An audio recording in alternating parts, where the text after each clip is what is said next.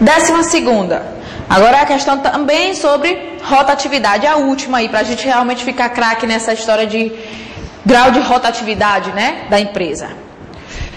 Considere os dados da Agência de Negócios Vida. Número de efetivos em 1º de janeiro de 2006. Então, número de funcionários no início do ano foram 700. Número de efetivos em 31 de dezembro, ou seja, número de funcionários no final, 1.300. Número de desligamentos no período, desligamentos, 130. O índice de rotatividade da agência, vamos lá de novo, rotatividade. Admissão mais desligamentos dividido por 2. Tudo dividido por número de funcionários no início, mais número de funcionários no final, também dividido por 2. Então, vamos lá. Ele não te deu o número de funcionários admitidos, então você vai utilizar somente os desligados, desmitidos, que foram 130. Número de funcionários no início foram 700. Número de funcionários no final, 1.300, tudo isso dividido por 2. Então, aqui vai dar 130 dividido por 700 mais 1.300, 2.000. 2.000 dividido por 2, 1.000. Cortando esse 0 com 0, vai ser 13%, que é a resposta da letra C. Então, a 12ª é a letra C. Espero que com esses exercícios agora de rotatividade, você consiga fazer qualquer um que vier, né, na frente.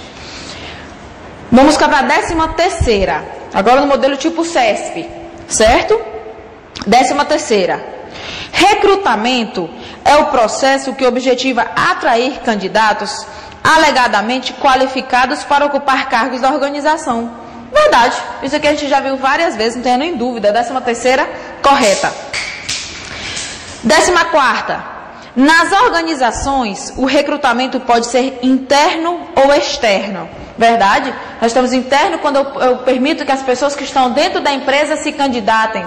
Externamente, quando eu permito que outras pessoas de fora se candidatem para dentro da empresa. No setor público, é feito por meio da divulgação de editais de concurso público para as funções efetivas. Verdade, uma maneira de atrair candidatos através do edital, através do concurso público. A 14ª também está verdadeira. 15ª. O recrutamento, para ser eficaz, deve atrair um contingente de candidatos suficiente para abastecer adequadamente o processo de seleção. Verdade. Se eu quero atrair candidatos bem qualificados, eu tenho que atrair uma boa quantidade. Porque se eu atrair bem pouquinho, pessoal, como é que vai ser?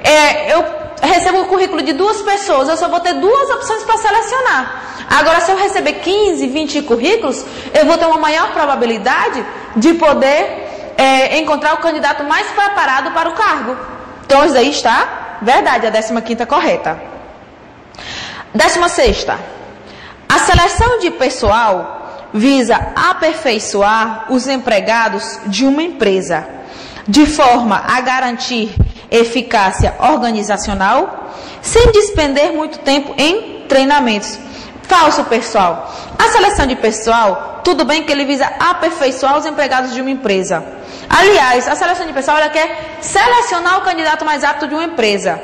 Porque ele diz o seguinte: eu vou selecionar um candidato bem preparado, mas todos eles têm que passar por um processo de treinamento, onde ele vai conhecer como a empresa funciona. O treinamento não é somente sobre o conteúdo do cargo, e sim sobre as suas funções, suas responsabilidades, não só sobre os conhecimentos, e sim da empresa em si. Então, de qualquer maneira, vai ser importante um treinamento. Porque aqui diz assim: a seleção de pessoal visa aperfeiçoar os empregados de uma empresa. Quem visa aperfeiçoar os empregados de uma empresa é o treinamento, não a seleção.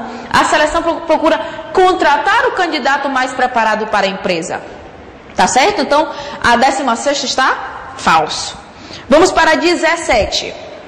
A manutenção e a conservação da cultura organizacional existente motivação, encorajamento do desenvolvimento profissional dos empregados e impedimento da entrada de novas ideias são características do processo de recrutamento externo. Vamos aqui. Recrutamento externo não impede a entrada de novas ideias, ao contrário, é uma das vantagens dele. Olha o que diz a questão. A manutenção e a conservação da cultura organizacional existente. Motivação, encorajamento do desenvolvimento profissional dos empregados e impedimento da entrada de novas ideias são características do processo de recrutamento externo. Falso. O recrutamento externo, ele permite sim que entrem novas ideias, tá certo? E outra coisa, uma das desvantagens do recrutamento externo é que ele não mantém a conservação da cultura organizacional existente, não. Se eu só contrato pessoas de fora, elas não têm ainda cultura organizacional, então eu não consigo manter, tá bom? Essa é uma desvantagem do recrutamento externo. Outra coisa é que a motivação é feita no recrutamento interno, é uma vantagem do recrutamento interno e não uma característica do recrutamento externo. Então, na verdade, essa questão aqui, ela está totalmente errada. Todas essas características aqui, a manutenção, a conservação da cultura organizacional existente, motivação, encorajamento do desenvolvimento profissional dos empregados e impedimento de novas entradas, são características do processo de recrutamento interno. Todas elas são características do processo de recrutamento interno e não externo, como diz a questão. Então, essa 17 aqui está falsa. Vamos para a 18. Técnica dos incidentes críticos e descrição e análise do cargo são etapas iniciais para a seleção de pessoas. Falso. A técnica dos incidentes críticos é um método de avaliação de desempenho. Eu vou avaliar como é o comportamento dos funcionários. É aquela técnica onde eu vou ver os extremos, o que é que esse funcionário tem de melhor qualidade, o que é que ele tem de pior qualidade. Então está falso. Já a descrição e análise de cargos, sim. Elas são etapas iniciais para a seleção de cargos. Descrição, eu vou definir quais são as funções, as responsabilidades do funcionário. E a análise do cargo, vou ver qual é o perfil, quais são as habilidades que ele deve ter para poder preencher o cargo. Então essa 18ª também está falso. 19. Se essa empresa, aliás, 19, uma empresa multinacional pretende instalar-se no Brasil. Entre outras ações, necessita contratar empregados e desenvolver políticas de recursos humanos. Considerando essa situação hipotética, julgue os itens abaixo. 19. Se essa empresa desenvolve atividades que são repetitivas e que oferecem risco aos trabalhadores, basta oferecer salários elevados para motivá-los. Mentira, não é só o salário que motiva, o salário também motiva. Mas a atividade, o conteúdo da responsabilidade, se tem altos riscos, se tem atividades repetitivas, eu tenho que motivar através de outras coisas também, através de outras atividades, tá certo? De técnica de relaxamento, de oferecer maior segurança. Não é somente através do salário que as pessoas se sentem motivadas de trabalhar, não, certo? Então essa 19 aí está falso. Não é só um salário que vai fazer com que você queira arriscar a sua vida, não, tá bom? Eu já conheci até uma empresa que estava contratando engenheiros para trabalhar numa área bem hostil, uma área bem perigosa, estava até perto de uma área de guerra, recentemente isso, e ele oferecia um salário assim de 40, 50 mil reais por mês, e não tinha muita gente que queria se candidatar, não. E eles passavam por uma situação de estresse, desmotivados. Depois de 6 meses eles já não queriam trabalhar lá, mesmo que o salário fosse alto, tá bom? Então não é só o salário que motiva, não. É um agente motivador, mas não só ele. 20.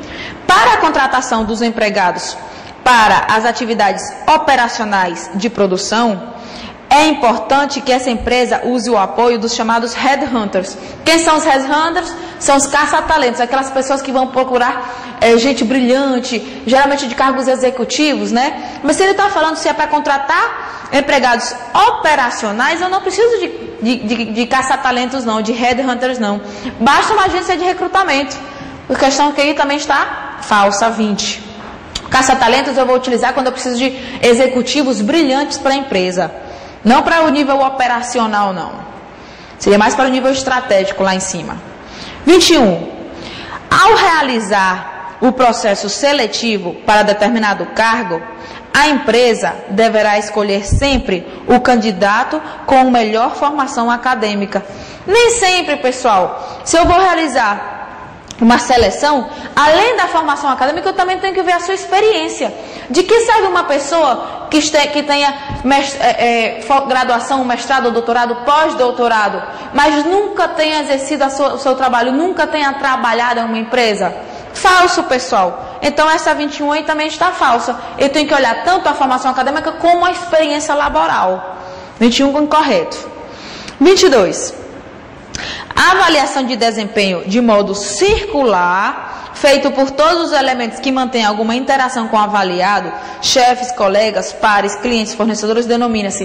Eu falei isso aqui. A avaliação de 360 graus é aquela onde eu vou avaliar meu subordinado, o subordinado vai me avaliar. Eu vou avaliar o fornecedor vai me avaliar. Eu vou avaliar os clientes vão me avaliar. Então, é uma avaliação circular, onde todo mundo se avalia e tem uma dinâmica maior, que é de 360 graus, que é o que está no item D de dado.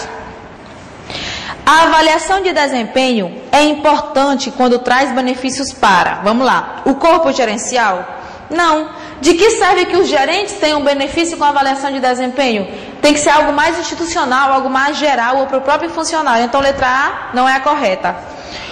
Quando ele tem um benefício para a organização e para o funcionário, que eu acabei de dizer, se a avaliação de desempenho tiver um benefício para a organização como um todo e para o funcionário, então ela vai ser beneficiosa. Não só quando o corpo gerencial se beneficiar. Aí a letra B, a correta. Tá certo? Vamos para a questão 24. Um método moderno de avaliação de desempenho deve considerar o estabelecimento consensual de objetivos entre gerentes e subordinados, o compromisso dos empregados para o alcance dos objetivos, a alocação adequada de recursos e meios necessários para a realização das tarefas e a monitoração constante dos resultados alcançados em comparação com os resultados esperados.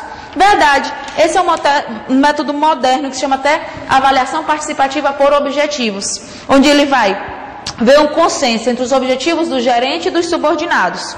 O empregado ele vai adquirir um certo compromisso para alcançar os objetivos, vai ter uma alocação adequada de recursos e vai ver o meio necessário para a realização de tarefas e monitoração constante dos resultados. Esse é o método moderno chamado de avaliação participativa por objetivos. A 24 é a avaliação participativa por objetivo. Esse é o conceito de um método moderno de avaliação de desempenho. Então essa 24 aqui está correta, a teoria nova, hein? Tá bom? Vamos agora para a 25.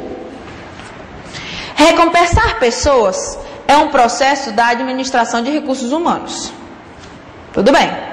Esse processo busca criar condições satisfatórias para os empregados quanto à higiene e segurança no trabalho, disciplina e qualidade de vida. Não.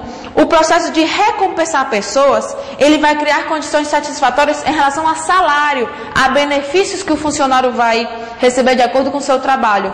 Essa parte de condições, higiene, segurança, disciplina, essa está na parte de motivação, está na parte de avaliação, não na parte de recompensar. Então essa 25 aqui está falsa. 26. Os princípios da remuneração funcional, que determinam o salário fixo do ocupante, têm um foco no cargo e não na pessoa. Claro, para eu remunerar uma pessoa tem que ser de acordo com o cargo, não com a pessoa em si. Não é porque eu vou com a cara dela, ou porque ela é filha de fulaninho ou filha de ciclaninho que ela vai ganhar mais, não. Tem que ser de acordo com o cargo. Aí tem a característica da impessoalidade, né? A base do sistema é a avaliação de cargos. A busca da equidade interna é feita por meio da avaliação de cargos e a busca da equidade externa é feita por meio da pesquisa salarial. Verdade. Para eu remunerar uma pessoa, ela tem que respeitar um equilíbrio interno. Tem que ver quanto é que ganha o gerente de vendas, quanto é que ganha o gerente de produção. Tem que ter um salário mais ou menos igual, tá certo? Porque só o gerente de venda ganhar muito mais que o de produção, isso vai desmotivar o de produção. Tem que ter um salário que tem uma certa equitatividade. E eu também tenho que procurar a equidade externa, onde eu vou fazer uma pesquisa salarial. Quanto é que um gerente de vendas ganha no mercado? E oferecer algo parecido. Porque se eu oferecer muito menos, eu vou perder muito rápido os meus gerentes. E eles vão embora para trabalhar nas outras empresas. Então a 26 está verdadeira. A gente fica por aqui. A partir da próxima aula a gente vai dar a introdução à administração de materiais, que cai muito também em prova. Tá bom?